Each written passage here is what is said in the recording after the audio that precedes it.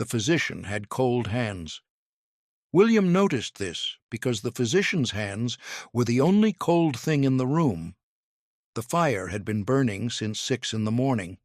Mrs. Callaway had seen to that, the way Mrs. Callaway saw to everything, quietly, without instruction, because she had been managing Hailcross Park for 11 years, and she understood that a fire in the examination room meant the Duke would have to remove his shirt, and a man who had to remove his shirt in front of a stranger deserved warmth, at least.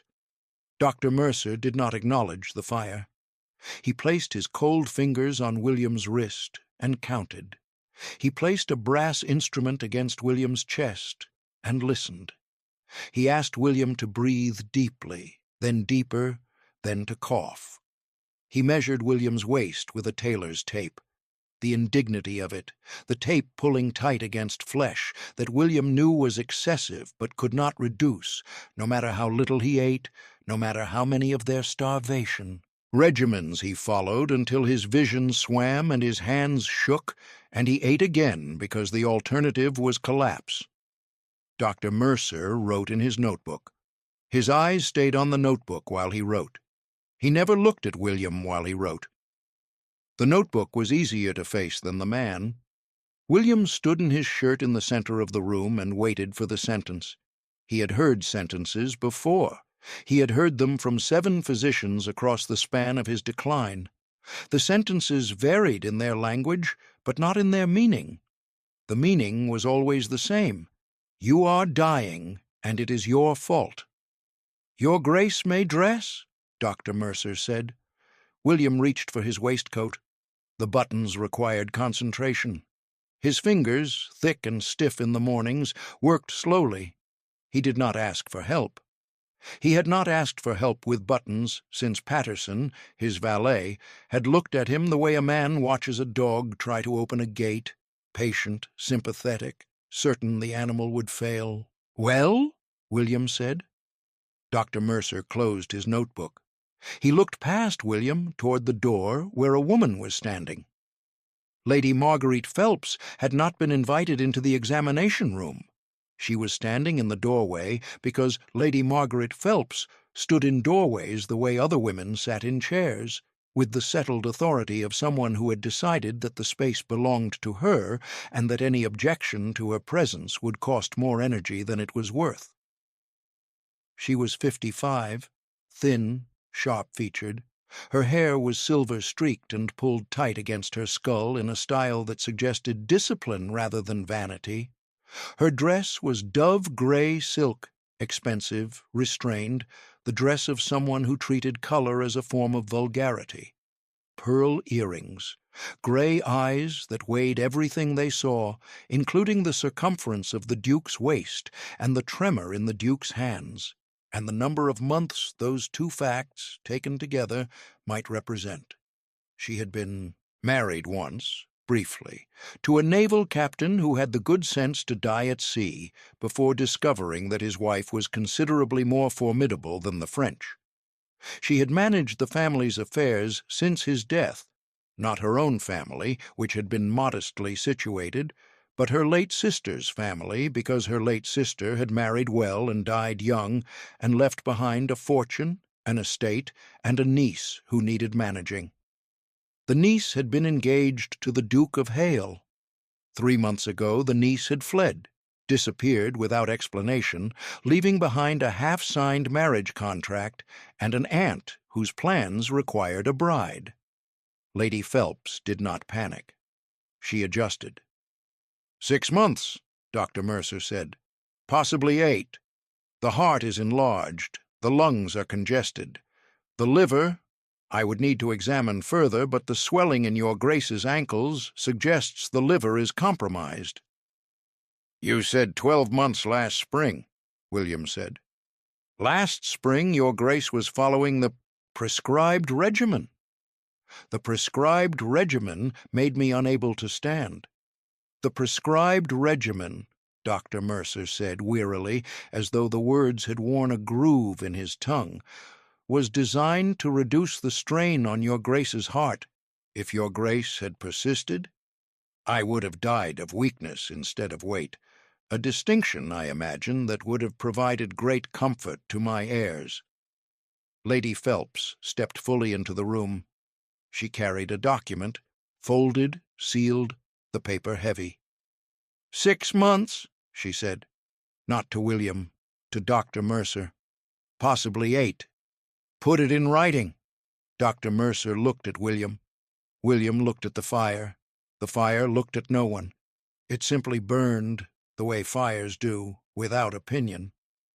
I will provide a written assessment, Dr. Mercer said carefully, if His Grace consents. His Grace consents, Lady Phelps said. His Grace, William said, is standing in this room and is capable of speaking for himself. His Grace does not consent. His Grace would like to put his coat on and sit down and drink the tea that Mrs. Callaway has certainly prepared, because Mrs. Callaway, unlike anyone else in this room, understands that a man who has just been told he is dying might prefer tea to paperwork. He finished the last button. He reached for his coat. The coat was dark. All his coats were dark, because dark fabric forgave, and William had spent a decade wearing clothes designed to forgive the body inside them. We will discuss the matter this afternoon, Lady Phelps said. There are arrangements to be made. She meant the girl. Eliza Thornton arrived at Hailcross Park on a Tuesday in a hired carriage that had cost more than she could afford, carrying everything she owned in one trunk and a leather case of books that weighed more than the trunk. She was 30. She had been a governess for the Whitfield family in Bath for 7 years, teaching 3 children French, arithmetic, geography, and the quiet art of not, existing too visibly in rooms where she was needed but not wanted. The Whitfields had been kind in the way that employers are kind to competent servants, with praise that never quite reached respect, and a Christmas bonus of £2 that arrived in an envelope without a note. The eldest Whitfield child, Charlotte, had been Eliza's favorite, though governesses were not supposed to have favorites, and Eliza was not supposed to admit this even to herself. Charlotte was 11, stubborn, fond of asking questions that had no answers, and terrible at French. On the day Eliza left, Charlotte had stood at the front door and cried, not the performative crying of a child who wants attention, but the bewildered, genuine crying of a child who has just learned that people leave and that the people who teach you things are not the people who stay. Eliza had hugged her. She had not been supposed to hug her. Governesses maintained professional distance. But Charlotte had been crying, and the carriage had been waiting, and Eliza had decided in that moment that professional distance was a luxury she could no longer afford. The Whitfields had gone bankrupt in March. The house had been sold. The children had been sent to relatives. Eliza had been given a week's notice and a reference letter that described her as reliable, thorough, and unlikely to cause difficulty. She had caused no difficulty. She had packed her trunk. She had taken the coach to London. She had registered with Mrs. Partridge's agency for governesses and companions, and she had waited in a room that cost 4 shillings a week, eating bread and cheese, reading. The books were the only thing she had refused to leave behind. 6 weeks. 6 weeks of waiting. 6 weeks of reading by a window that faced a brick wall, of eating meals that grew smaller as her savings shrank, of writing letters to agencies in Bristol and Oxford and Edinburgh that did not reply.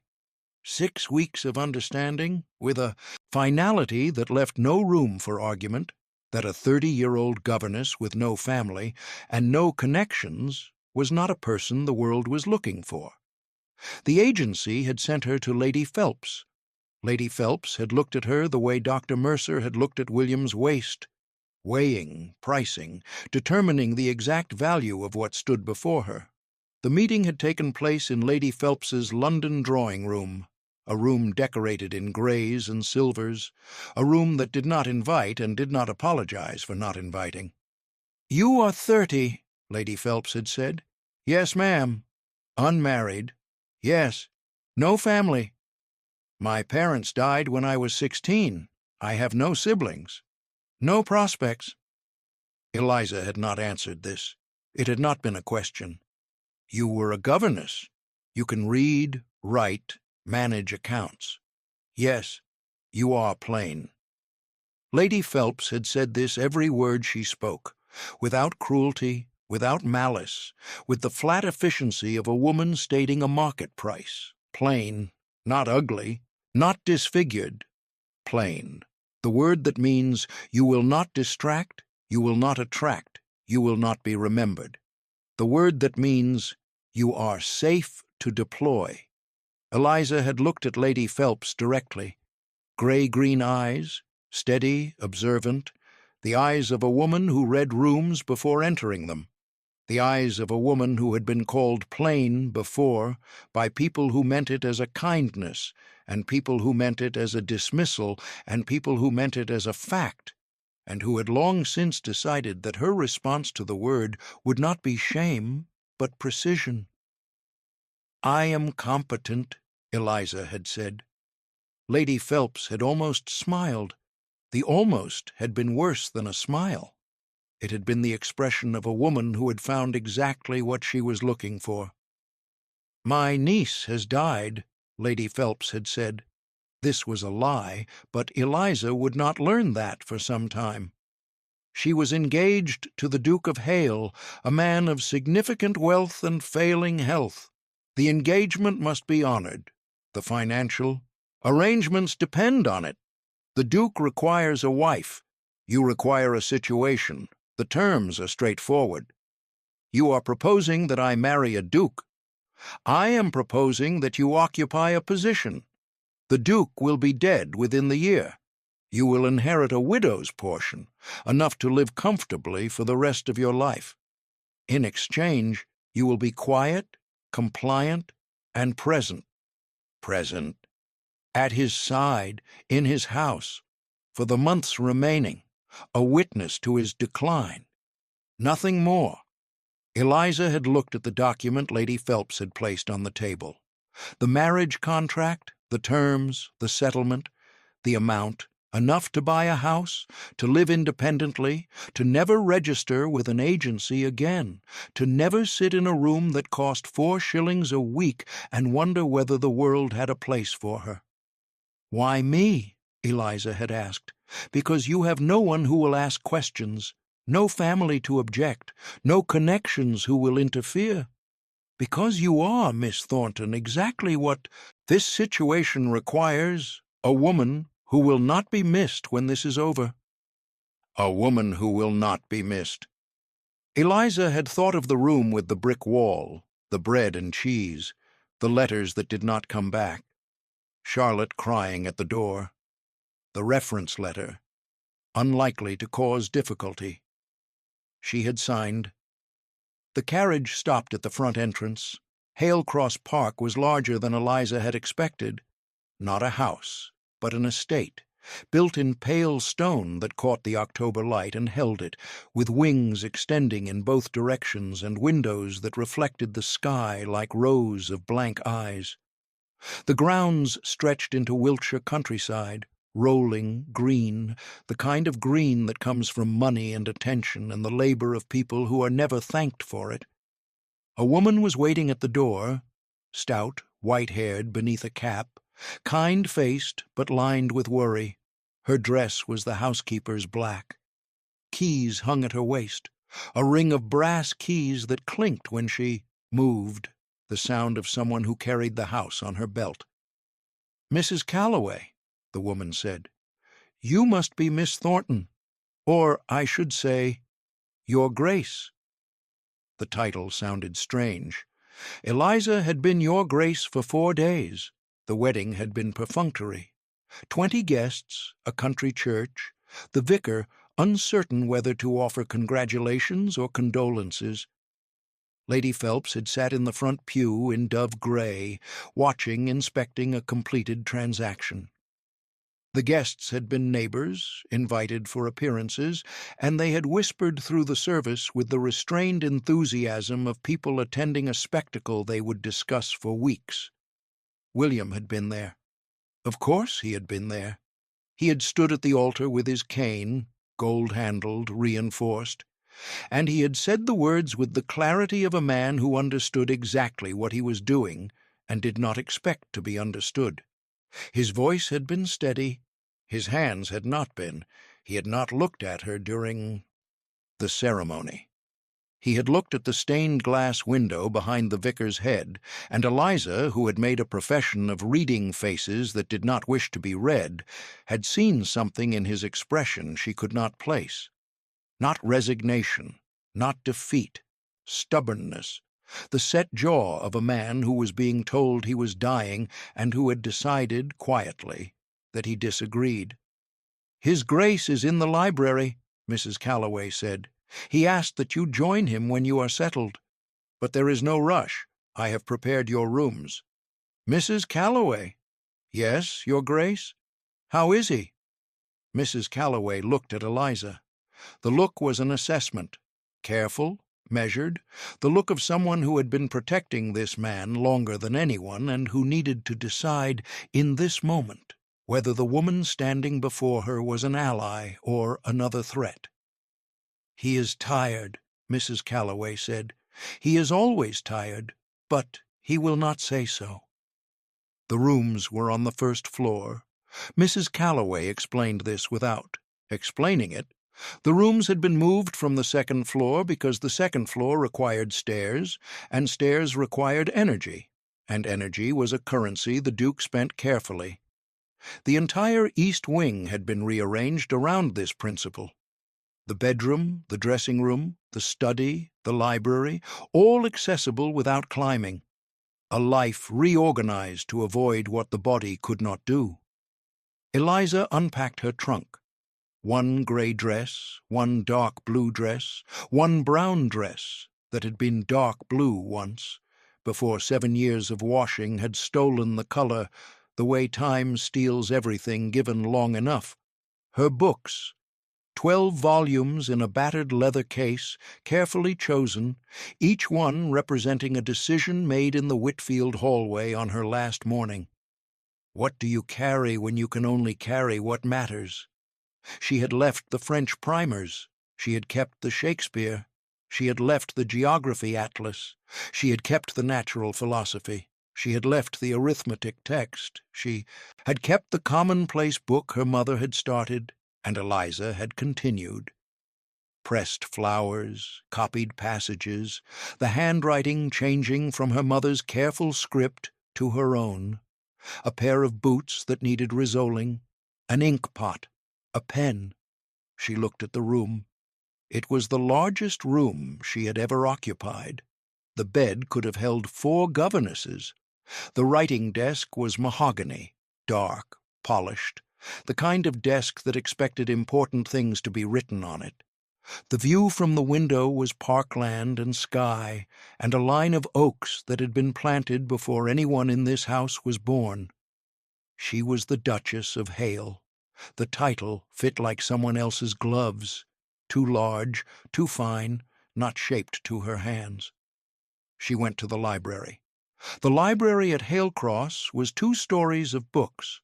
A gallery ran around the upper level, accessible by a spiral staircase that William had not climbed in 14 months. The lower level held the chairs, the fire, the desk, and the man. William Ashcroft, Duke of Hale, was 36. He was sitting in a chair that had been built for him, wider than standard, reinforced at the joints, positioned at a precise distance from the fire that Mrs. Callaway calibrated each morning based on the temperature and the dampness and the stiffness she could read in his hands when she brought the first tray. He was large, not in the way that men are large when they eat well and exercise, in the way that men are large when their bodies have decided, for reasons no physician can explain, to hold on to everything they consume and convert it not into energy, but into weight that accumulates like a debt that cannot be paid down. His face was handsome in its architecture, strong jaw, straight nose, intelligent hazel eyes that missed nothing and forgave less. But the architecture was buried beneath flesh that softened every edge, rounded every angle, made the face a version of itself that society found unacceptable and that William found each morning in the mirror both familiar and foreign. His father's portrait hung in the gallery upstairs, a lean, sharp-jawed man on a horse, and William had not looked at it in 3 years because looking at it was seeing what the Ashcrofts were supposed to be and measuring it against what he was. His coat strained at the buttons, his waistcoat had been let out twice. His cane leaned against the chair within reach, always within reach, because the cane was the difference between walking and not walking was the difference between being a duke and being declared unfit. A dog lay at his feet. Not a hunting dog, not the lean, muscled breed the Ashcrofts had always kept.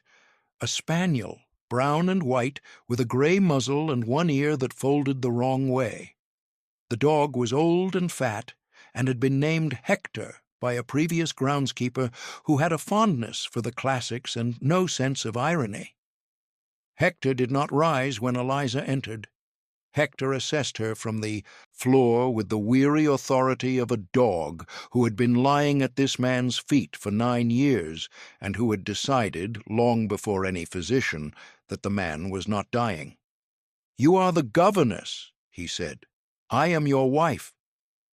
"You are a governess my wife's aunt purchased to play the role of my wife. The distinction is relevant." Eliza sat in the chair opposite him. She did not wait to be invited. This was either boldness or years of sitting where she was told, and who had decided, in the span of a carriage ride, that she was finished with that. "Lady Phelps," William said. "She explained the arrangement?" "She said I would be a widow by Christmas. She is optimistic. Dr. Mercer gave me 6 months in September. By his arithmetic, I expire in March. Lady Phelps prefers December. It would simplify the estate taxes." "And what do you say?" William looked at her. Hazel eyes, sharp, intelligent, clear, resigned, the look of someone who had stopped correcting people years ago and started simply watching them be wrong. "I say that I have been dying for 4 years, according to 7 physicians, and that I am still here. I say that my heart is enlarged, and my lungs are congested, and my ankles swell, and my hands shake in the morning, and I cannot climb the stairs to my own bedroom without stopping twice. I say that every physician who has examined me has told me the same thing: eat less, purge more, apply discipline, and that every time I follow their advice, I grow weaker, and the weight does not change, and they blame me for it." He paused. The pause held something, not self-pity, which Eliza had expected, but anger, cold, precise, diagnostic anger. "I say that my cousin, Gerald Ashcroft, is waiting for me to die so that he can sell this estate to a consortium of developers from London. I say that Lady Phelps is waiting for me to die so that she can control whatever widow I leave behind. I say that Dr. Mercer is waiting for me to die so that he can publish a case study about the corpulent duke who proved that moral weakness is fatal. And you married me so that when I die, the estate goes to you, not Gerald. The will is written. The solicitor has filed it. You inherit Hailcross, the London house, the income from the tenant farms, and sufficient funds to live independently for the rest of your life. In exchange, I ask that you be here, in this house, visible, so that Gerald cannot claim the marriage was fraudulent and contest the will. That is a great deal of money for visibility. Visibility is what I need. A duchess in residence. A woman who answers the door when Gerald's solicitor arrives to check whether I am still breathing. A presence that makes the fraud argument impossible. And if you don't die?" William looked at her. The look held surprise, as though the question had not occurred to him, as though no one, in years of physicians and predictions and cold hands measuring his waist, had suggested the possibility that the predictions might be wrong. "Then I suppose," he said, "we will have to learn to tolerate each other." The first week was strange, not unpleasant, strange in the way that wearing someone else's life is strange. The house was too large, the rooms were too quiet. The servants moved with the practiced silence of people who had been trained to be invisible around a man who was, himself, trying to be invisible, and the result was a house full of people pretending not to be there. Eliza had her rooms, she had her books, she had Mrs. Callaway who brought tea at 8, and again at 11, and again at 4, and who answered every question about the house with a thoroughness that said she had been waiting years for someone to ask.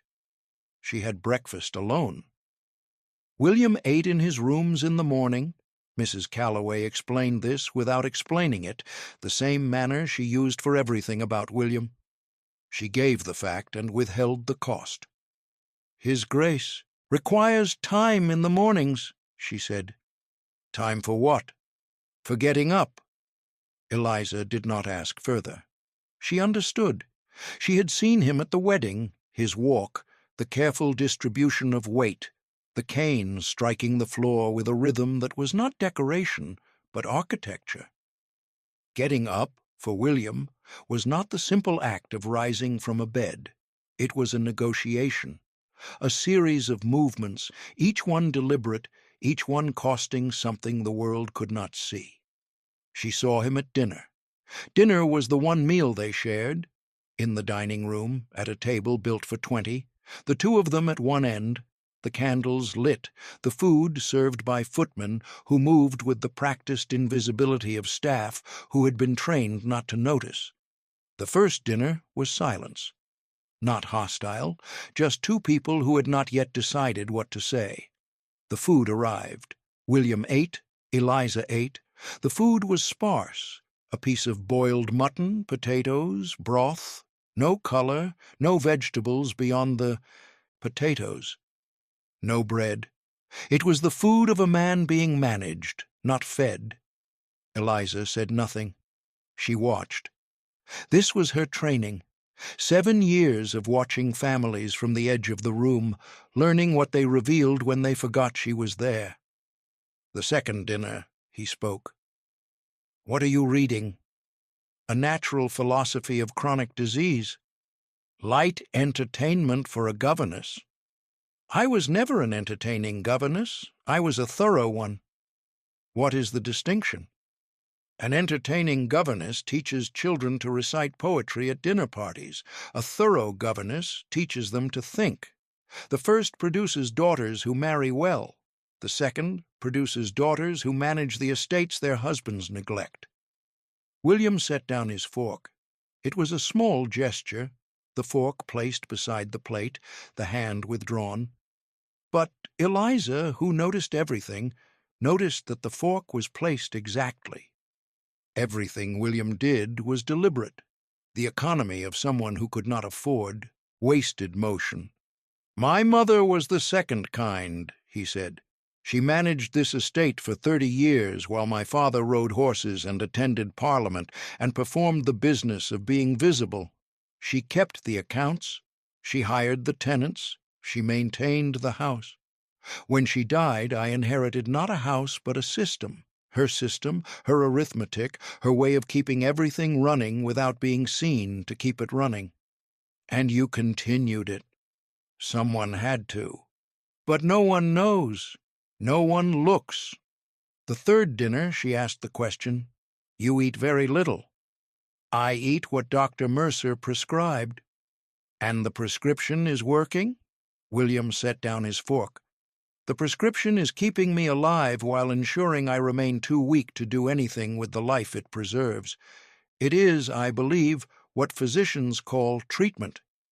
"May I see the prescription?" "Why?" "Because I was a governess. I read things. It is, I believe, what governesses call curiosity." William looked at her. The look lasted longer than it should have. 3 seconds, 4, the duration of a man deciding whether to trust someone with information he had guarded. "The study is through that door," he said. "The medical correspondence is in the second drawer of the desk. It is not cheerful reading." "I did not marry a dying duke for cheerful reading." "You did not marry a dying duke at all. You were purchased by a woman who needed a warm body in a chair. The dying duke was incidental."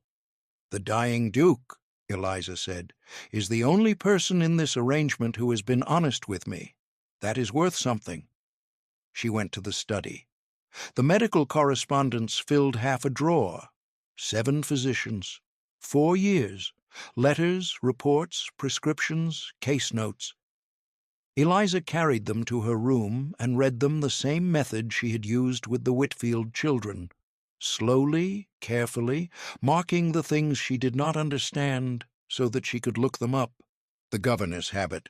When the text is difficult, you do not skip, you underline. The physicians agreed on the diagnosis: corpulence of a dangerous degree, enlargement of the heart, congestion of the lungs, swelling of the extremities. They agreed on the cause: excessive consumption, lack of discipline, moral weakness. They agreed on the treatment: starvation, eat less, purge, bleed, starve until the weight falls. They agreed on the prognosis: death within the year. They had agreed on this for 4 years. Eliza read every report. She made notes in the margins, as she had marked every text she had ever taught. Corrections, questions, observations. She marked contradictions. And there were contradictions.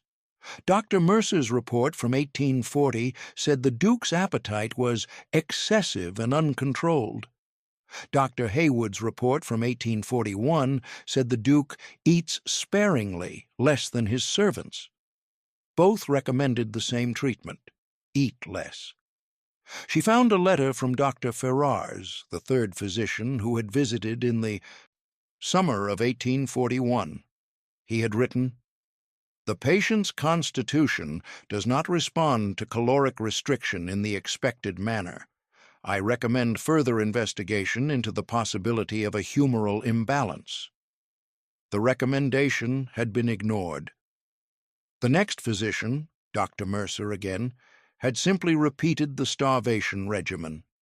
She found a letter from Dr. Haywood to Lady Phelps, not to William, dated March 1842, 7 months ago.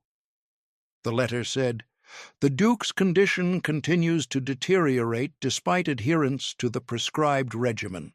I recommend that Lady Phelps begin considering arrangements for the management of the estate following His Grace's inevitable decline." The letter had not been sent to William. It had been sent to Lady Phelps. The physician had written to the aunt, not to the patient. The physician had been corresponding with the woman who was arranging the marriage, not the man who was dying. Eliza read the letter 3 times. Then she went to the library. Medical texts were not what she wanted. She looked for something older, something the physicians would not have read because they did not read old things. They read new things, fashionable things, the things that confirmed what they already believed. She found it on the 3rd shelf, behind a row of sermons no one had touched in decades, a treatise by Dr. William Kdogan, published in 1771. A dissertation on the gout and all chronic diseases. 71 years old, dusty, the pages uncut in places, meaning no one in the Ashcroft family had ever read past the 1st chapter. The spine cracked when she opened it, the sound of a book that had been waiting. She cut the pages with a letter opener and read. Kdogan argued that gout and corpulence were not caused by excess eating. They were caused by the wrong eating, by rich foods, heavy meats, sugars, port wine, white bread, the diet of the English aristocracy. The treatment was not starvation, which weakened the body and left it unable to heal. The treatment was change: fresh vegetables, brown bread, clean water, fruit when available, and movement, not violent exercise which the body could not sustain, but walking every day, a little further each time. The body needed use, not punishment. Kdogan had been dismissed by the medical establishment as a radical. His treatise had been mocked in the London journals. The physicians had continued to prescribe starvation and purging and bleeding, and their patients had continued to die, and the physicians had continued to blame the patients for dying. Eliza closed the book. She opened the household accounts. Mrs. Callaway had given her access on the second day because Mrs. Callaway had been waiting for someone to look at the accounts, and no one had looked at them except William. And William was too tired to notice what Eliza was about to notice. The kitchen ordered what Dr. Mercer prescribed: broth, boiled mutton, potatoes, no vegetables beyond, potatoes, no fruit, no brown bread, no butter, the diet of a man being starved in the name of health, a diet stripped of everything the body needed to function and loaded with exactly the heavy, rich proteins that Kdogan had identified 71 years ago as the cause. They were killing him with the cure. If you are still listening, if you are in the house with the windows that reflect the October sky, and the woman who arrived with one trunk and a trunk of books, and the man who is being killed by his own medicine, thank you. You stayed. And if you are new here, welcome. This is Duke of Hearts Romance.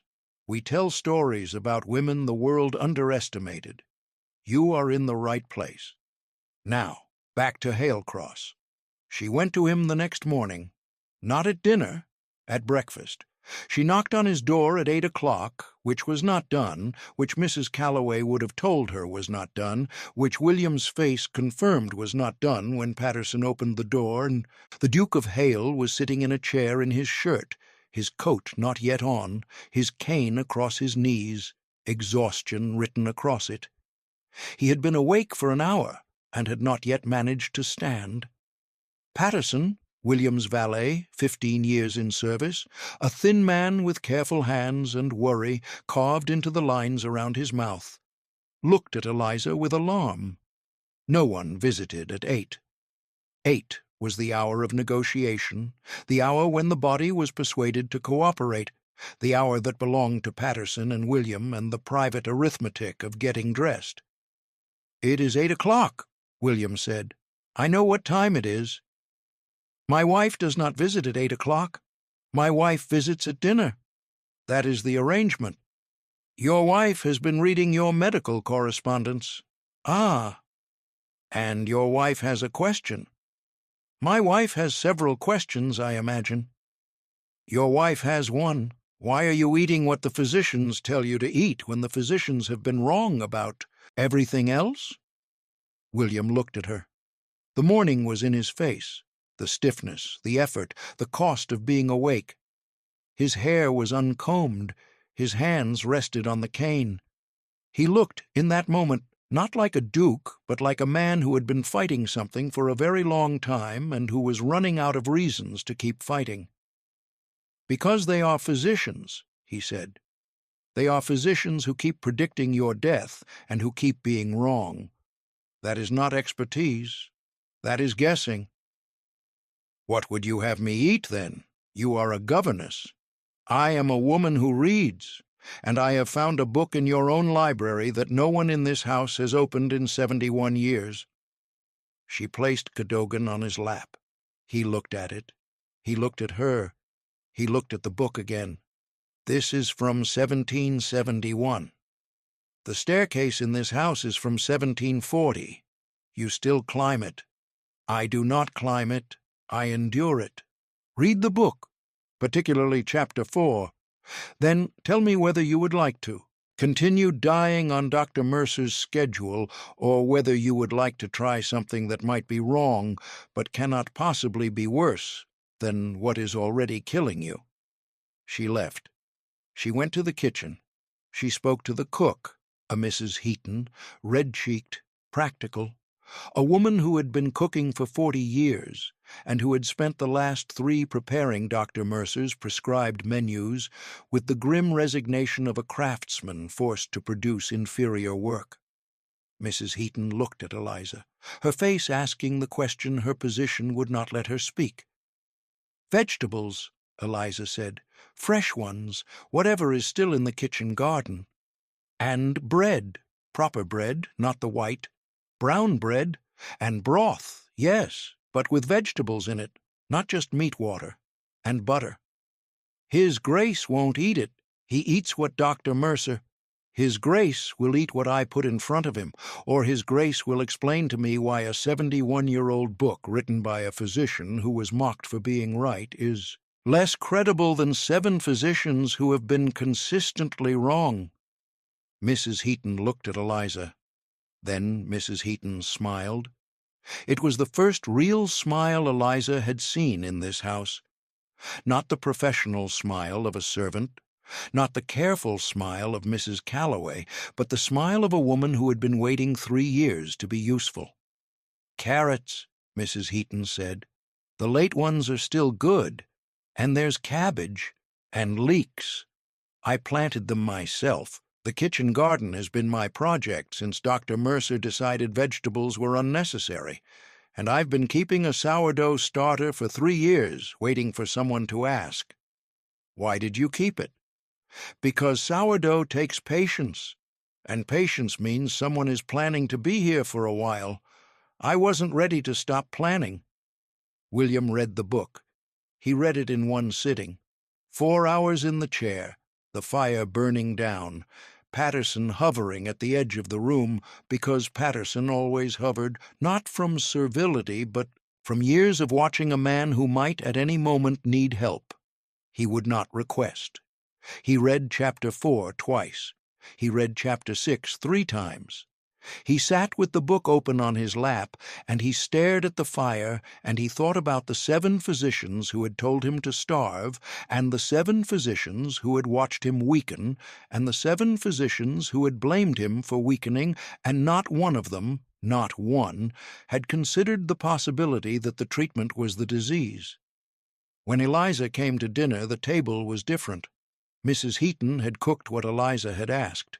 A soup of carrots and leeks, brown bread with butter, a piece of fish that had been baked with herbs instead of boiled into the gray surrender that Dr. Mercer's regimen required.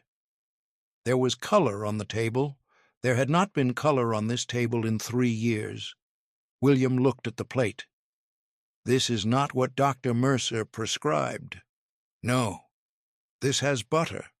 "Yes." "Dr. Mercer specifically forbade butter. Dr. Mercer specifically predicted you would be dead by March. At what point does his authority expire along with his accuracy?" William picked up his fork. He looked at the bread. Brown, dense, the crust dark. He looked at the butter. Real butter, not the thin scraping the kitchen had been permitted.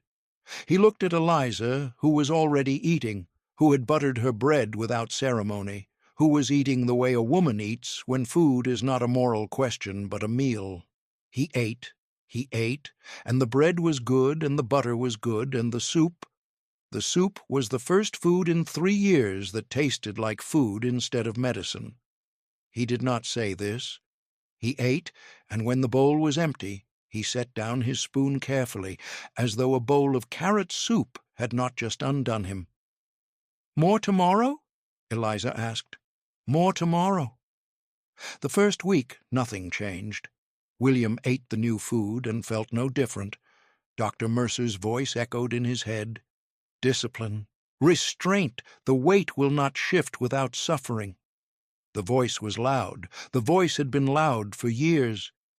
It is difficult to stop hearing a voice that has hammered the same message into you, even when the thing it has been telling you is wrong. Eliza did not ask how he felt. She did not hover.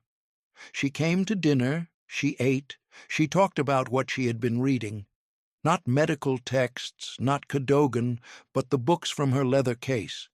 Shakespeare, natural philosophy, a treatise on soil drainage that she had found in the estate library and that she read aloud at dinner because, she said, "The tenant farms are using a drainage system from 1790, and I believe it could be improved." "You believe the drainage could be improved," William said. "I believe the lower field floods every spring, and that a gravel-filled trench drain would prevent it. The cost would be recovered in 2 seasons of unflooded crops." "You have been here 1 week, and you are redesigning my drainage."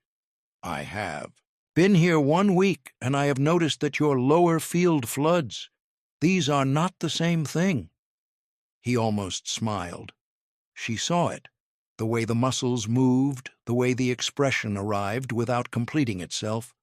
She filed it away, her usual method: noticed, recorded, not mentioned. The second week, the swelling in his ankles went down, not dramatically, a 1/4 inch, perhaps less. But William, who had measured his ankles every morning for 3 years, the way a prisoner marks days on a wall, noticed. He measured twice to be certain. He measured a 3rd time because certainty, for a man who had been told he was dying, is not a thing that arrives easily. A 1/4 inch. It was nothing. It was everything. Hector, who had been lying at William's feet for 9 years and who tracked every movement in the house by sound, lifted his head when William stood from the chair that morning.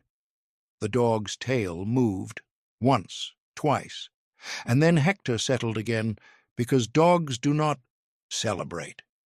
They notice. Patterson was the one he told, because Patterson measured too. Patterson had been measuring for 3 years, silently, without asking, because Patterson understood that measurement was the only form of control they had. "A 1/4 inch," Patterson said. He said it his usual manner, carefully, without inflection, as though the words might break if he spoke them too loudly. "It could be the weather." "It is not the weather, Your Grace." "It could be coincidence." "It is not coincidence. It is carrots." On the 11th day, the swelling came back. William woke, and his ankles were thick again, the skin tight and shining, and the 1/4 inch was gone. He measured again. Gone. The number was the same as it had been before the carrots and the brown bread and the governess and the book from 1771. He did not come to dinner. He sent word through Patterson. "His Grace is indisposed." Eliza ate alone. She ate the soup. Mrs. Heaton's soup. The soup that was supposed to be medicine. She sat at the long table, and she did not panic, because panicking was not something she did. She did arithmetic. 11 days was not enough. The body does not reverse 4 years of damage in 11 days. The body is not a ledger that balances overnight. The body is a tenant farm. It requires seasons. She wrote him a note. She did not knock. She slid the note under the library door. The note said, "It has been 11 days. The Marsh boy's leg took 3 years. Your ankles can have 12 more days before I accept your resignation from soup." The next morning he came to dinner. 12 days, he said. 12 days. "And if it doesn't work in 12 days? Then we try 13. I am a governess. We do not stop at the first wrong answer. We circle it in red and try again." The 3rd week, his breathing eased. Not dramatically. The slight incremental easing of a body that had been carrying a burden it did not need. The congestion did not disappear. But the tightness in the morning loosened. The time between waking and standing decreased from 40 minutes to 30. The cost of getting up, the negotiation, the calculation, the effort, was still there. But the interest rate had dropped. He began walking. Not outside, not yet. Inside, from the library to the dining room. 28 steps. He had counted them when he bought the house, his habit of counting everything. Stairs, corridors, the distance from chair to door, the geography of survival mapped in footsteps. The first time he walked the 28 steps without his cane, he stopped at the dining room door and held the frame. His heart was fast, his breath was short. But he was standing. He was standing without the gold-handled cane that had been the difference between a duke and a diagnosis, and the door frame was holding him, and the 28 steps were behind him. Patterson was in the corridor. He had been following, 3 paces behind, close enough to catch, far enough to pretend he wasn't there. William turned and saw him. "You followed me." "I followed the floorboards, Your Grace. They sounded different." "They sounded different because the cane was not on them." "Yes, Your Grace." Patterson's voice did not change. His hands, folded at his waist, were steady. "If I may say, the floorboards sounded better. The 4th week," Mrs. Callaway cried. She cried in the kitchen where no one could see, and Mrs. Heaton gave her tea, and the 2 women sat together and did not say what they were thinking, which was, "The governess has done in 4 weeks what 7 physicians could not do in all their visits combined." "He walked to the dining room," Mrs. Callaway said. "I know," Mrs. Heaton said. "I heard him.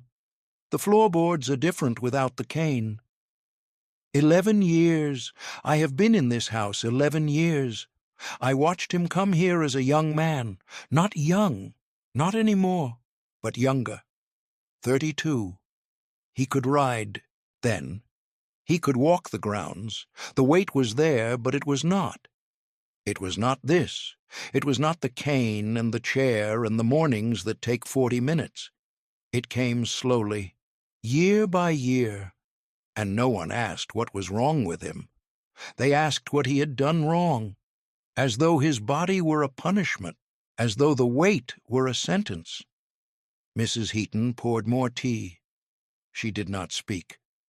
She understood that Mrs. Callaway was not looking for answers. She was looking for a witness. "And now this woman arrives," Mrs. Callaway said, "this governess, with her trunk and her books and her ink-stained fingers, and she reads the medical letters, and she finds a book on a shelf, and she changes the food, and in 4 weeks, he walks without the cane. And I have been here 11 years. I could have found that book. I could have read those letters. I could have changed the menus." "You couldn't," Mrs. Heaton said. "You're the housekeeper. The physicians gave the orders. You followed them. We all followed them." "She didn't follow them." "No, she didn't. She read them, and then she disagreed. That's not the same thing as following." Mrs. Callaway wiped her eyes. She straightened her cap. She stood, straightened her cap, and went back to work. The 5th week, the letters began. William had been writing his own correspondence, estate letters, tenant communications, instructions to his solicitor, from his chair in the library. His handwriting was small and controlled, the script of someone conserving energy in every possible domain, including the size of his script. Eliza had offered to help, not from pity, from the practical assessment that a man who spent 40 minutes getting dressed did not need to spend another hour writing letters that a former governess could draft in 20 minutes. William had resisted. Then his right hand had cramped during a letter to the steward, and the cramping had made the last paragraph illegible, and the illegibility had irritated him more than the pain, and he had handed her the unfinished letter and said, "Finish it, but do not improve it. I do not require improvement."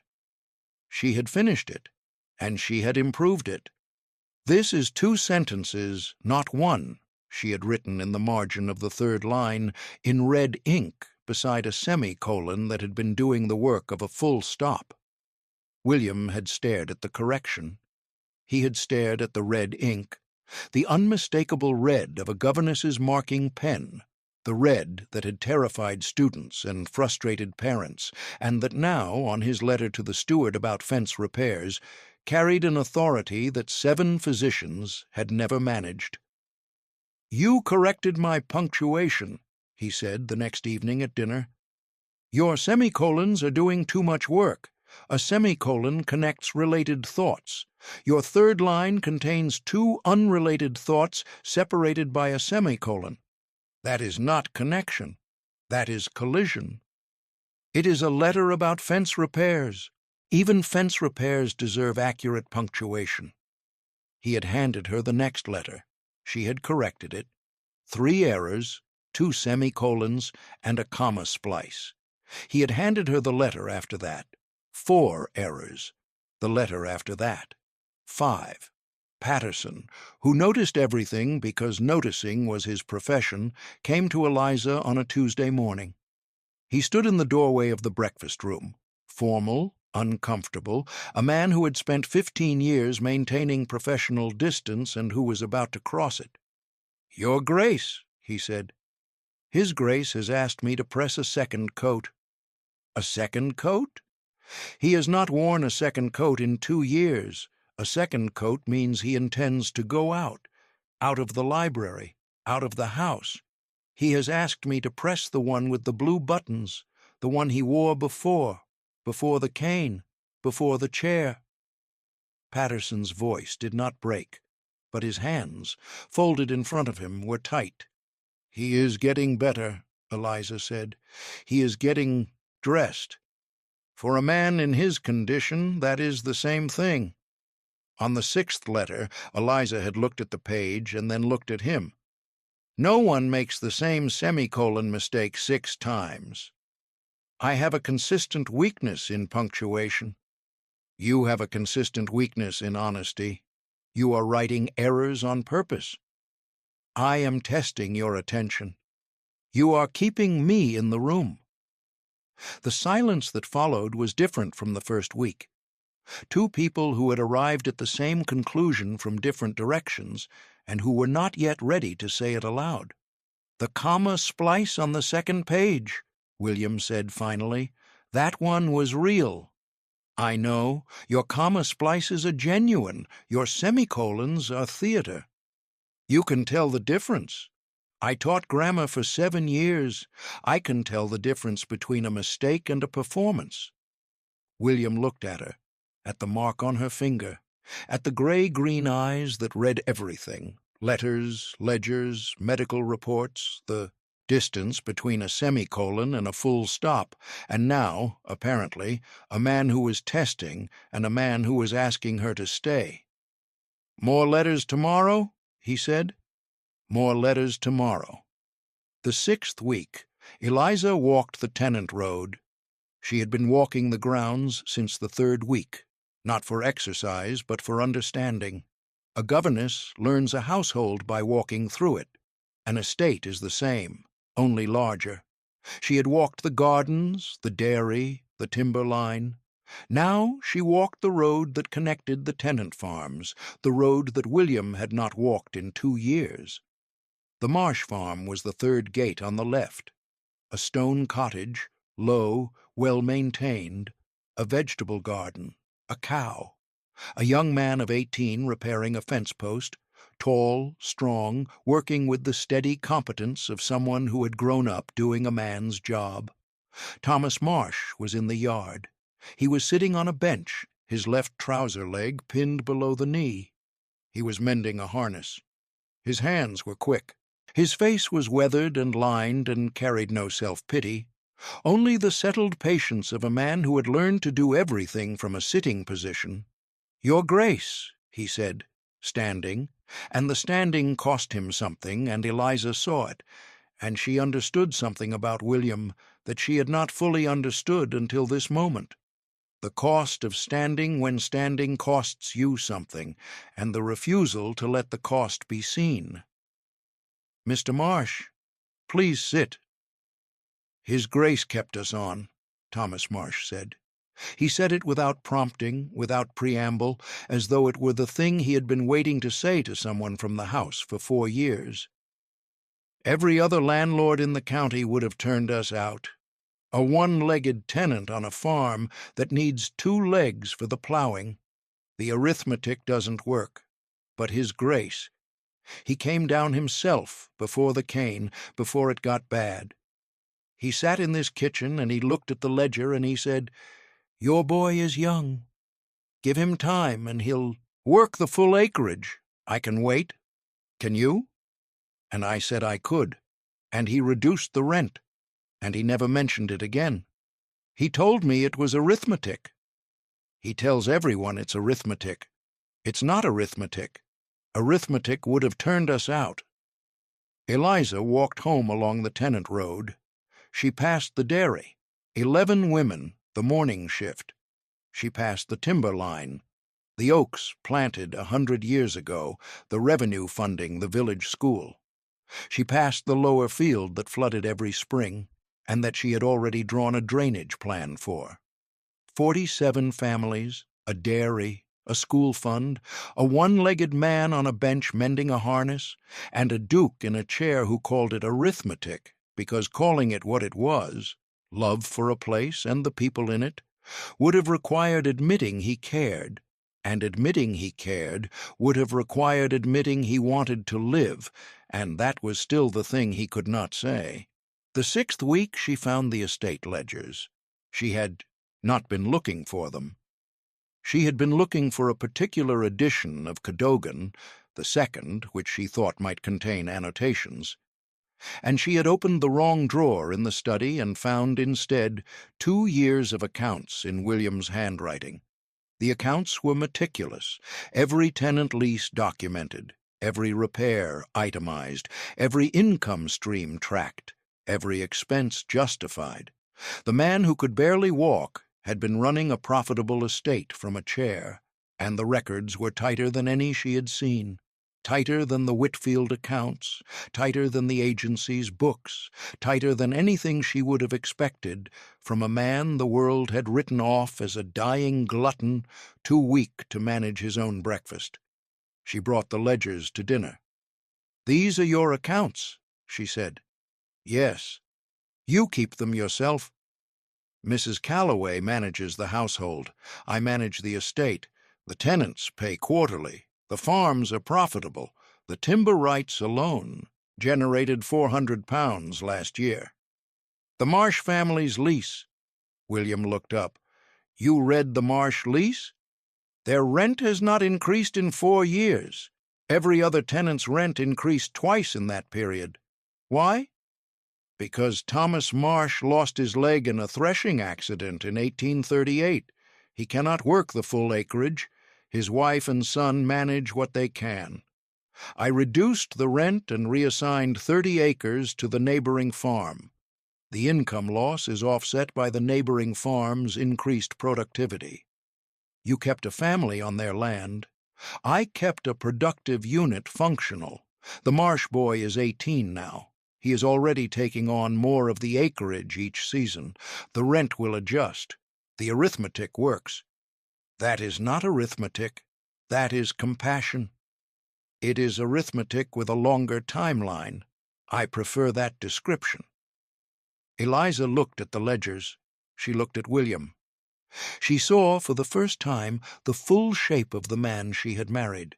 Not the dying duke, not the fat duke, not the man the physicians measured and pitied and predicted, a man who was fighting for 47 families from a chair, a man who had calculated the Marsh family's future the way he calculated everything, precisely, without sentiment, with the quiet competence of someone who understood that an estate was not a possession, but a responsibility.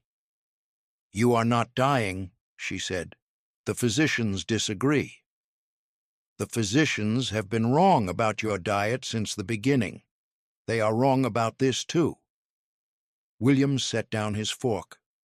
He looked at her, at the gray-green eyes, the narrow face, the ink stain on her right middle finger that she had carried since the Whitfield schoolroom, and that would not wash out no matter how hard she scrubbed, because some stains are not stains, but evidence. Evidence of a life spent reading and marking and correcting and teaching, a life spent making things more precise. "You are a very inconvenient wife," he said. "You are a very stubborn patient." "I am not a patient. I am a duke." "You are a duke who is eating brown bread and walking without his cane, and whose ankles have gone down a quarter inch in 4 weeks, and who is writing deliberate semicolon errors to keep a governess in the room. Those are facts. I deal in facts." You deal in opinions delivered as facts. It is a governess's most dangerous skill. And your most dangerous skill is pretending you are dying when you are actually getting better. Because if you admit you are getting better, you will have to admit that you want to live. And wanting to live requires you to stop performing resignation for an audience that is waiting for you to die. The dining room was silent. The candles flickered. The footman, who had been trained not to notice, noticed. "The soup was good," he said. "The soup was medicine." That is a terrible thing to say about good soup. The 7th week, Lady Phelps came to visit. She arrived without warning, her usual method, unannounced, calculated, her carriage appearing on the drive like a gray cloud that had decided to settle. She found William in the garden, walking, without the cane. The path was gravel, difficult ground, the kind of surface he would have avoided 2 months ago. He was walking it deliberately, his habit now, not fast, not far, but walking, and the walking was enough. Eliza was beside him, not supporting him, beside him. The distinction mattered. Lady Phelps stood at the edge of the path. She watched. Her face shifted. The face that had arranged physicians and contracts and marriages shifted. Eliza could see it, the numbers rewriting themselves behind the gray eyes, the arithmetic of a woman who had built her plan on the assumption that this man would be dead by now, and who was watching the assumption walk past her on a gravel path without a cane. "You appear well," Lady Phelps said. "I appear to be walking," William said. "Whether that constitutes well is a philosophical question I will leave to Dr. Mercer. Dr. Mercer would be concerned. Dr. Mercer is always concerned. It is, I believe, what he charges for." Lady Phelps's eyes moved to Eliza. The look was the same one she had given in the agency, weighing, pricing, but the arithmetic had changed. The woman she had purchased for compliance had delivered defiance. The temporary wife was not being temporary. She did not stay long. She walked through the house with Mrs. Callaway, inspecting the way she inspected everything, as though the house were an investment she was monitoring.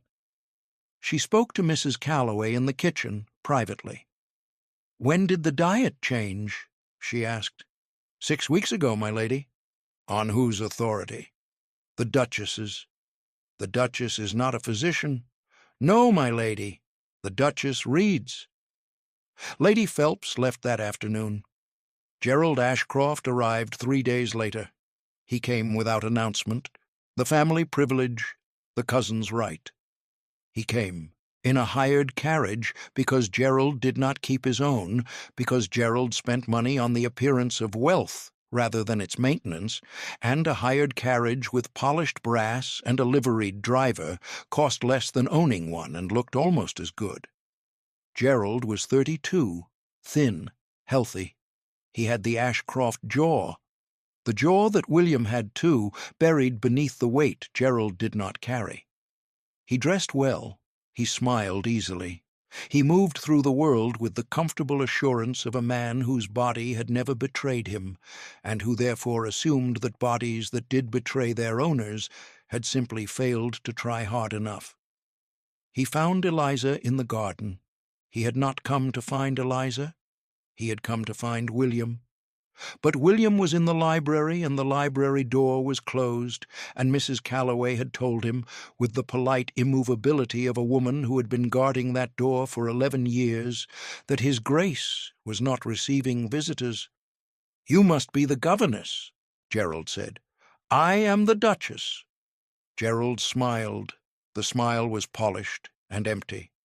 "Of course, forgive me, the duchess." He walked beside her on the gravel path. He looked at the grounds, the parkland, the tenant road, the timber line, the dairy. He looked at them the way a man looks at a menu. "Beautiful estate," he said. "Badly underutilized, of course. The southern acreage alone could support a development of 30 houses. The timber rights are worth more as a single sale than as annual revenue.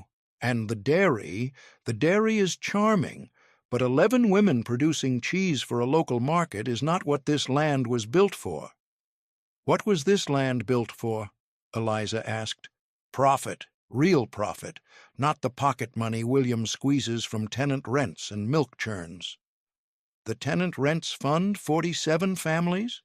The tenant rents fund 47 families at the expense of returns that could fund 400. The mathematics of sentiment, Duchess. My cousin's weakness. Gerald stopped at the edge of the path. He looked at the house, the pale stone, the wings, the windows. He is dying, Gerald said. You know this. Lady Phelps knows this. The physicians have documented it. When he dies, and it will be soon, this estate will require management. Real management, not a governess reading books and a housekeeper making soup. The estate is managed, Eliza said. The ledgers are the hobby of a man in a chair. I have seen estates run by invalids. They survive on momentum until the momentum stops, and then they collapse. I am trying to prevent the collapse. You are trying to buy the collapse. Gerald's smile faded. Not entirely, the surface held. But beneath it, something harder appeared. The face of a man who had run the numbers and who did not appreciate being told the numbers were wrong. I am trying to protect our family's legacy, he said. Your family's legacy is 47 families on their land. Thomas Marsh, mending a harness on a bench your cousin paid for. 11 women in a dairy your cousin built. A school fund from timber your cousin planted. That is the legacy. Development is not protection. Development is the end of it. Gerald left. He did not say goodbye. His hired carriage turned on the drive, the polished brass catching the October light. He filed his petition the following week. The letter arrived in November. It came not to William, but to Eliza, addressed to the Duchess of Hale, in a hand she did not recognize, with a seal she did. The seal of Gerald Ashcroft. She opened it at the breakfast table. She read it twice. Then she carried it to the library, where William was reading. Not medical texts, but estate reports, the quarterly summaries from the tenant farms. Gerald has written to me, she said. Condolences on your impending widowhood, no doubt. He is petitioning the Lord Chancellor for a commission de lunatico inquirendo? William's hand stopped on the page. His hand stopped on the page. Still. He became very still.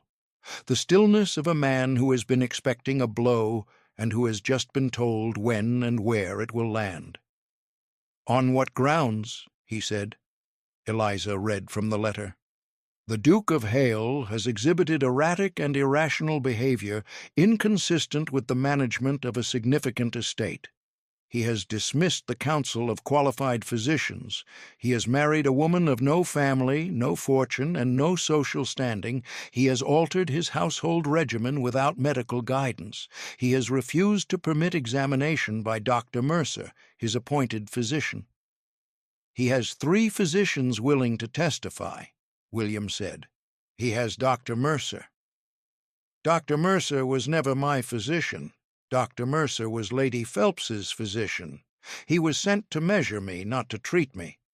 The distinction, which I failed to make until now, is now uncomfortably clear. Lady Phelps arranged the physician.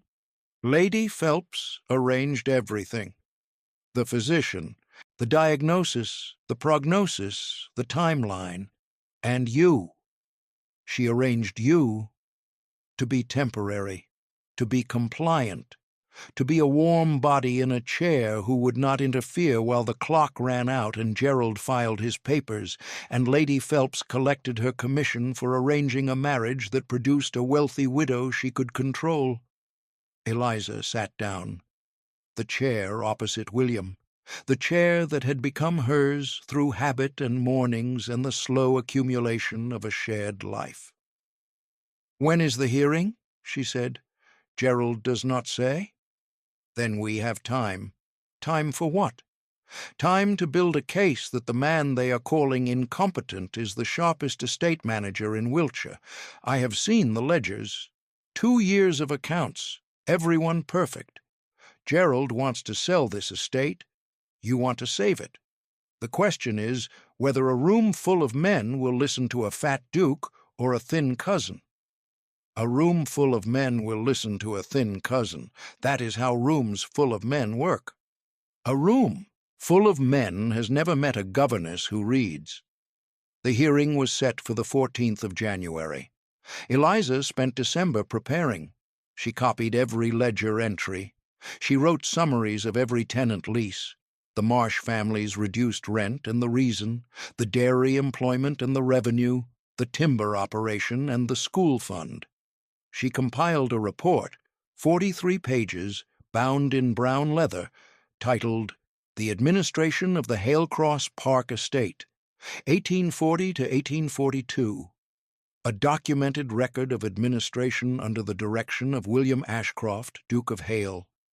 She had it printed, 3 copies, one for the Lord Chancellor's representative, one for Gerald's solicitor, one for the record. William watched her work. He watched the way she read, intensely, with her pen moving, making notes in margins the way she had probably marked her students' exercises for 7 years. He watched the mark on her writing finger darken. He watched the way she argued with the ledgers, not with him, with the numbers themselves, as though the numbers could be persuaded to be more convincing. "You are treating my estate like a schoolroom," he said one evening. "Your estate is better managed than any schoolroom I ever taught in. The Whitfield children could not add 3 columns. You balance 47 tenant accounts without an error." The Whitfield children were children. The Whitfield children had more physicians paying attention to their health than you did. She looked up from the ledger. He looked at her. The fire burned between them, not between, beside, and the library held the silence that had become theirs, the silence that was not empty but full, the silence of 2 people who had started as a transaction and who were becoming, without naming it, something else. "I kept the letter," he said. "What letter?" "The first letter, the one you corrected, the semicolon. This is 2 sentences, not 1, in red ink. I keep it in the drawer of my desk. You kept a letter about fence repairs because of a punctuation correction. I kept it because it was the first honest thing anyone has said to me since this started. Everyone else manages me. They calculate around me. They decide what I can bear to hear, and they deliver a softer version. You told me my semicolons were wrong. In red ink. That is not management. That is honesty." It was a semicolon. It was the beginning of everything. She held his gaze. He held hers.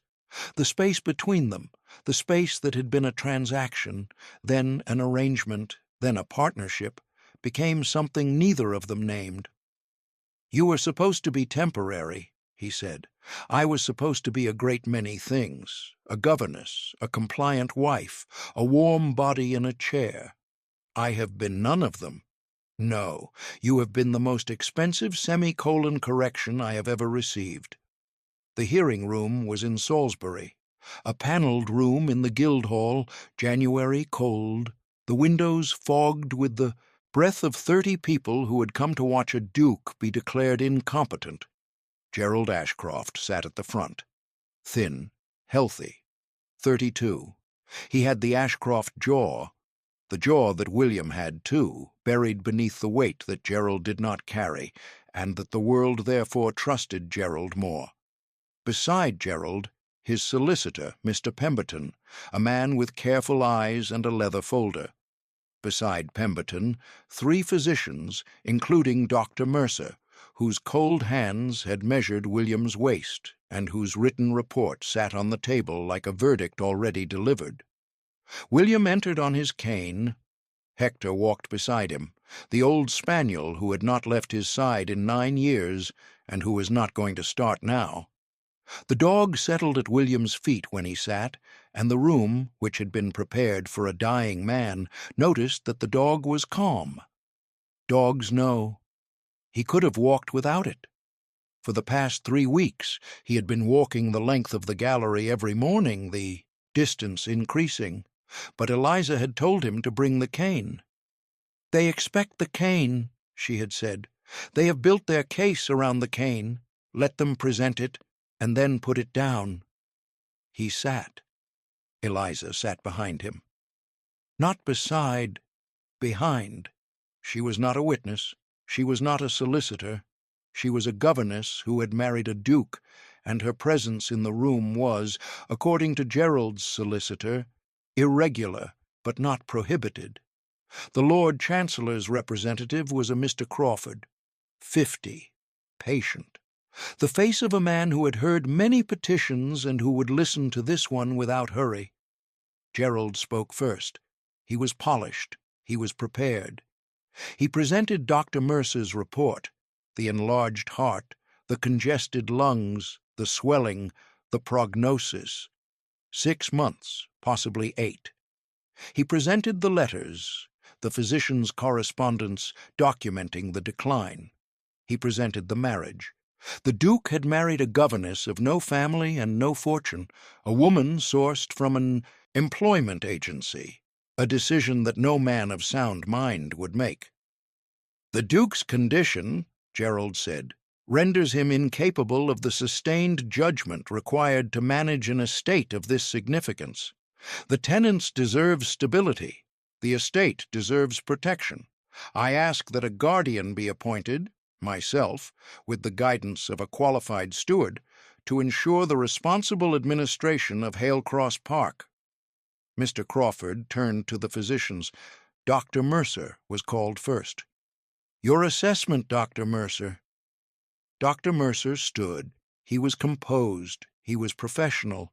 He described the enlarged heart, the congested lungs, the swelling. He described the prescribed regimen, the restricted diet, the controlled activity. He described the Duke's refusal to continue the regimen. "And the prognosis?" Mr. Crawford asked. 6 months. The Duke's condition is progressive and irreversible. His refusal of treatment has accelerated the decline. The Duke has altered his diet. Has this had any effect?" Dr. Mercer paused. The pause was brief, but Eliza saw it. A hesitation. Brief, but Eliza caught it. He had hoped to avoid this question. "I have not examined the Duke since September," Dr. Mercer said. "I cannot speak to his current condition." "You cannot speak to his current condition, but you can predict his death within 6 months. Based on the trajectory established over years of documented decline, yes." "A trajectory," Mr. Crawford said, "that predicted his death last year as well, and the year before." Gerald's solicitor objected. Mr. Crawford noted the objection and moved on. Mrs. Callaway was called. She had not expected to be called. Eliza had asked her, quietly, in the kitchen, the morning before they left for Salisbury. "You have been in this house for 11 years. You have watched him longer than any physician. Will you tell them what you've seen?" Mrs. Callaway had looked at her keys. The brass ring at her waist. Every room in Hailcross Park on that ring. "I am a housekeeper," she had said. "They will not listen to a housekeeper." They listened to Dr. Mercer.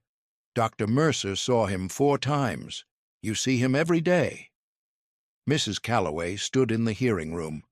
She was not a large woman, but she stood as though she were solid, white-haired, the keys at her waist catching the light. "Mrs. Callaway," Mr. Crawford said, "you have served at Hailcross Park for how long?" 11 years, sir." Describe the Duke's condition as you have observed it. His Grace has been unwell for several years. The physicians prescribed a regimen of restricted diet. He followed it. He grew weaker. He followed it again. He grew weaker again. The physicians said this was because he was not following it properly. That was not true. I prepared the trays myself. I measured the portions. He ate what they told him to eat. He ate less than any man in this house, including the boot boy, and he grew weaker. And recently, 2 months ago, the Duchess changed the diet. Fresh vegetables, brown bread, proper food. His Grace has improved. The swelling in his ankles has reduced. He walks without his cane inside the house. He walked the garden path last week, gravel which he has not walked in 2 years. He is not the same man he was in September. You attribute this improvement to a change in diet? I attribute it to someone finally paying attention to what he needed instead of what the physicians prescribed. Those are not the same thing, sir. They have not been the same thing for 4 years. Gerald's solicitor rose. Mrs. Callaway is a housekeeper. She is not qualified to assess. Mrs. Callaway, Mr. Crawford said, has observed the Duke daily for 11 years. I will determine what is relevant. Eliza stood. She walked forward. She placed 3 copies of the bound report on the table, one before Mr. Crawford, one before Gerald's solicitor, one in the center of the room. "What is this?" Gerald said. "The administration of the Hailcross Park estate, 1840 to 1842, Eliza said. 43 pages, every tenant lease, every repair, every income stream, every expense. 2 years of accounts, kept in His Grace's hand, verified against the estate steward's records." Mr. Crawford took the report. He read. The room waited. Gerald shifted in his seat. Dr. Mercer studied his hands, the cold hands, the measuring hands, the hands that had written 6 months in a notebook and sealed a man's fate without looking at him. Mr. Crawford turned pages. He read the tenant summaries, the Marsh family lease, the reduced rent, the reasoning, the projected recovery, the dairy revenue, the timber operation, the school fund. He read for 12 minutes. The room was silent. "These accounts," Mr. Crawford said, "are impeccable." "The accounts are not the issue," Gerald said. "The issue is His Grace's physical and mental capacity. The accounts are precisely the issue," Eliza said. "You are asking this hearing to declare incompetent the man who produced those accounts. Every entry is in his handwriting. Every calculation is correct. Every decision documented, including the Marsh family lease, where His Grace reduced a tenant's rent after a threshing accident and reassigned 30 acres to maintain productivity. That is not the decision of an incompetent man. That is the decision of a man who understands that an estate is not a collection of assets to be liquidated. It is 47 families." She looked at Gerald. "Mr. Ashcroft wishes to be appointed guardian. Mr. Ashcroft has expressed to 3 solicitors, 2 members of Parliament, and a journalist his intention to sell this estate for development. The 47 families currently resident on this land would be displaced. The dairy that employs 11 women would close. The school fund that His Grace maintains from timber revenue would cease. That is not guardianship. That is liquidation." "The Duchess is not a physician," Gerald said. "She is not a solicitor. She is a governess." "I am a governess," Eliza said. "I taught arithmetic to children for 7 years. I can read a ledger. And I can tell you that these ledgers are more precise than any records in this county. The man who kept them happens to be heavy. That is not a diagnosis. That is a description." Mr. Crawford looked at William. "Your Grace, the physicians state that your health is failing. What is your response?" William stood. He stood without the cane. He left the cane leaning against the chair, and he stood, and the effort was visible, the bracing, the shift of weight, the moment of balance. But he stood, and he was standing, and the room saw a man on his feet who was supposed to be dead by March. "My health was failing," William said, "because my physicians were killing me. For 4 years they prescribed starvation, purging, and bleeding. My body worsened. They blamed me. My wife, the governess my cousin considers proof of my madness, found a book in my own library that none of my physicians had read. She changed my diet. In 10 weeks the swelling in my ankles has reduced. My breathing has improved. I walk without a cane for the first time in 2 years." He looked at Gerald. "I am not dying. I am not incompetent. I am the Duke of Hale. My wife is not temporary, and my estate is not for sale." The room was quiet. Mr. Crawford closed the report. "Petition dismissed," he said. Gerald left Salisbury that afternoon. His solicitor sent a letter of withdrawal within the week. Dr. Mercer did not write again. His cold hands would measure other men and predict other deaths, and some of those predictions would be wrong, and some of those men would not have a governess with a battered trunk of books and an ink-stained finger to find the 71-year-old book on the 3rd shelf. Lady Phelps came to Hailcross one final time. She came in February, unannounced, the way she always came. She found William in the garden, walking, without the cane, the gravel path, the one that had been impossible 2 months ago. Eliza was beside him, not supporting him, beside him. The distinction had always mattered. Now it mattered more. "You appear well," Lady Phelps said. "I am well. The physicians were wrong. My wife was right. That is the summary. I could expand it, but I suspect the summary is sufficient for a woman who prefers brevity." Lady Phelps looked at Eliza. The look was the same one she had given in the agency, weighing, pricing. But the answer had changed.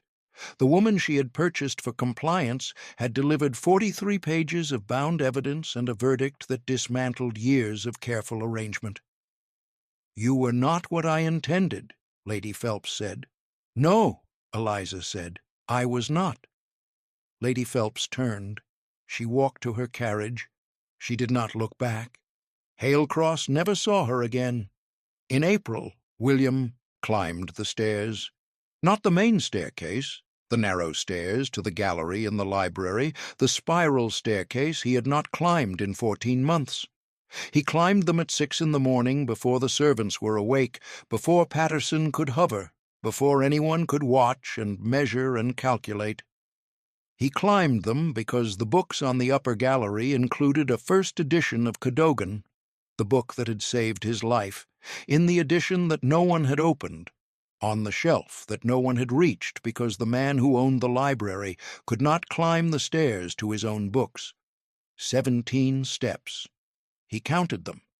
He had counted them 14 months ago.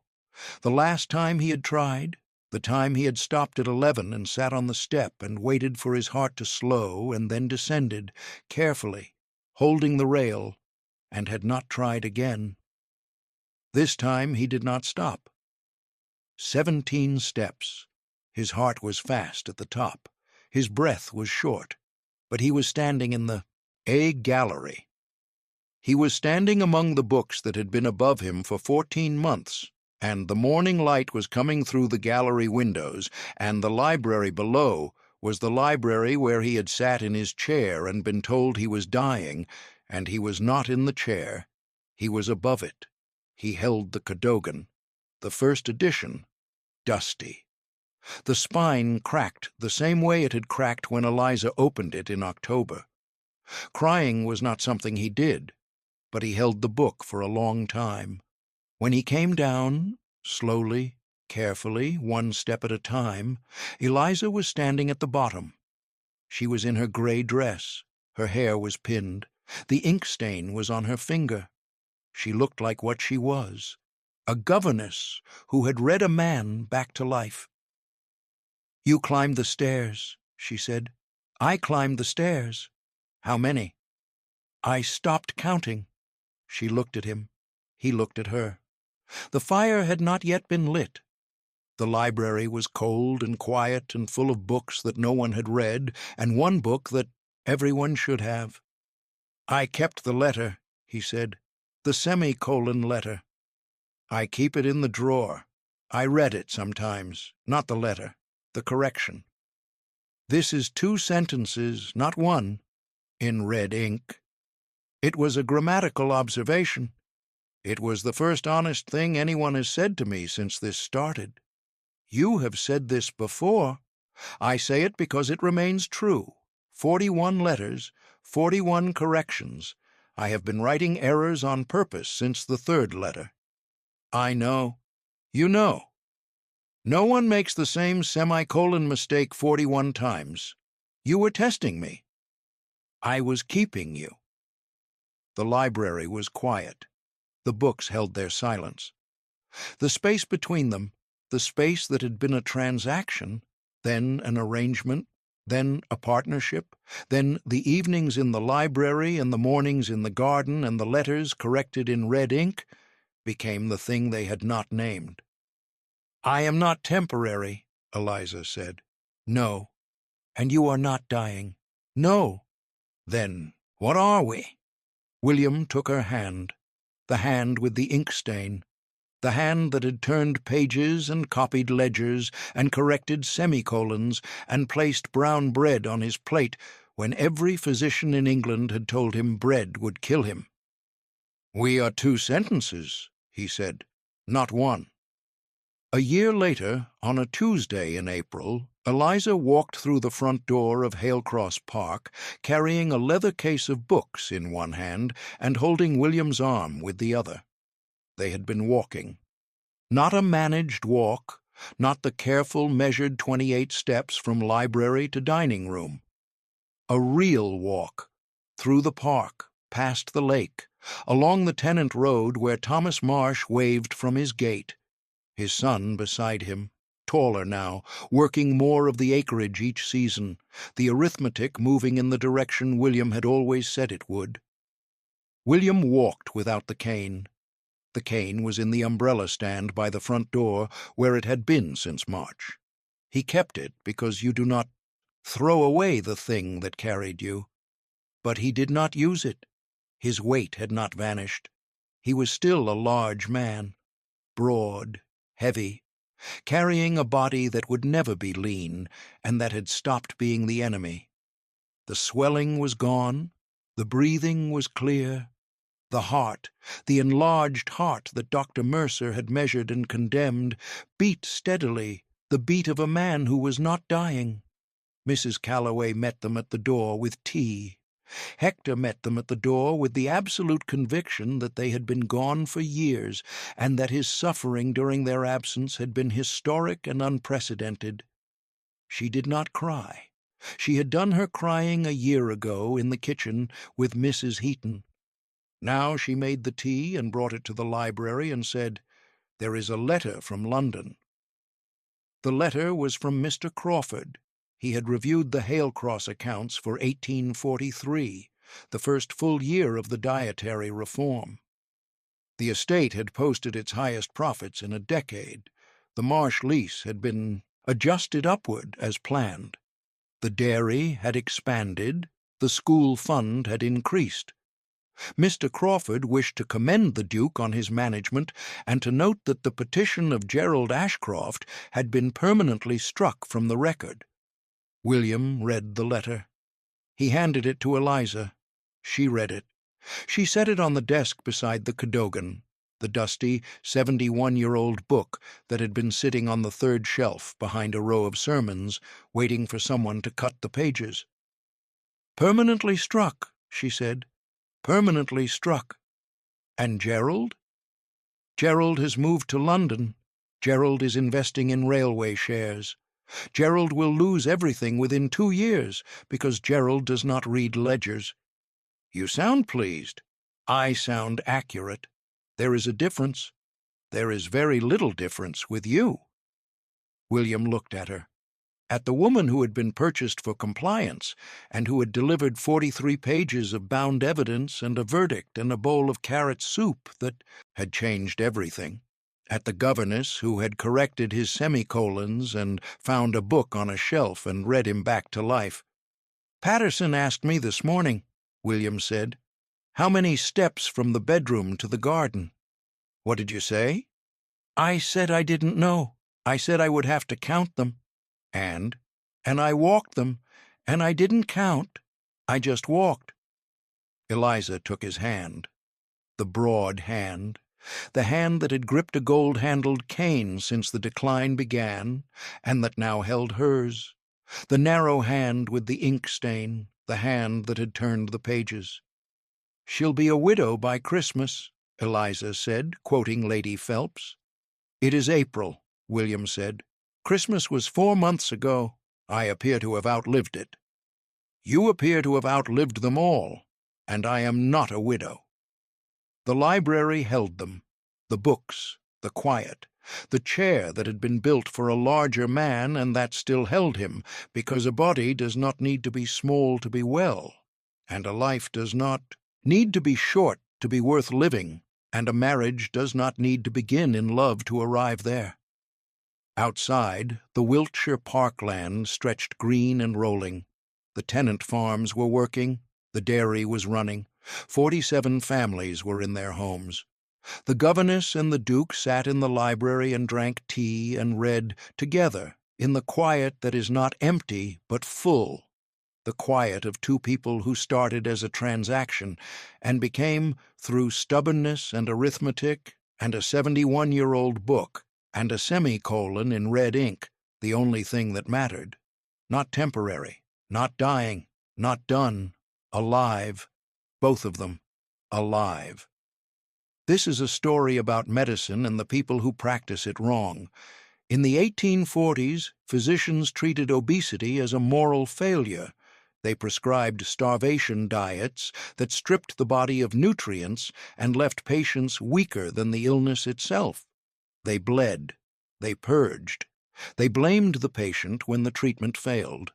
The word they used was corpulence, and they said it the way they said sin, as though the body's shape were evidence of a character they had already judged. Dr. William Kdogan published his treatise on gout in 1771, 70 years before this story takes place, arguing that the cause was dietary, not moral, and that the cure was change, not punishment. Fresh food, clean water, movement that the body could sustain. He was mocked. He was dismissed by the Royal College. He was right. The physicians who starved their patients were not evil. They were wrong. And the difference between evil and wrong is that wrong can be corrected. If someone reads the right book at the right time and has the stubbornness to act on it. The right book was on the third shelf. It had been there for 30 years. No one had opened it. If this stayed with you, tell me where it landed. Was it the cold hands of Dr. Mercer, the semicolon in red ink, Mrs. Callaway crying in the kitchen, the 43 pages, the stairs he climbed at 6 in the morning, the moment he stopped counting? Drop it in the comments. I read every one. If you are new here, welcome. This is Duke of Hearts Romance. We tell stories about women the world underestimated. Subscribe. The next one is already being written. Good night. I'll see you in the next one.